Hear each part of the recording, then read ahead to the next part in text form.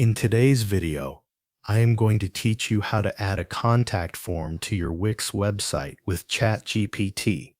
Start by opening Wix and ChatGPT in your browser. In Wix, go to your dashboard and choose the website you want to edit. Then click Edit Site to open the Wix editor. Once the editor loads, go to the page where you want your contact form to appear.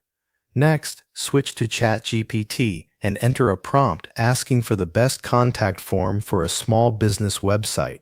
Include the business type, which in this case is a local plumbing company. Ask ChatGPT to list the form fields to include. Write a friendly form headline. Create a short description encouraging visitors to get in touch. Write a confirmation message for after submission, and generate 5 FAQ questions and answers related to the business. Also ask for the content in a clear format that is ready to paste into Wix. Then copy the response, go back to Wix, and click Add Elements on the left side of the editor. Open the Contact and Forms section, choose a contact form, and drag it onto your page. Place it where you want it to appear. Click the form headline and replace it with the version generated by ChatGPT. Then edit the description text and paste in the description you copied.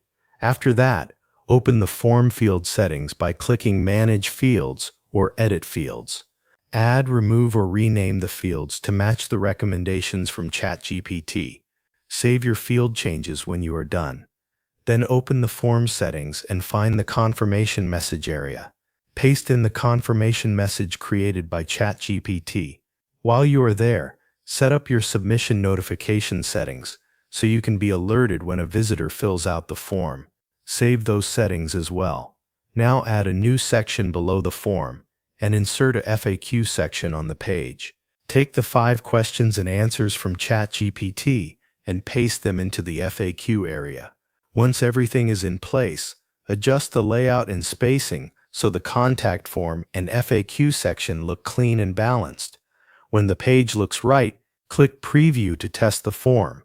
Submit a test entry and make sure the form works correctly. Verify that the submission notification is received.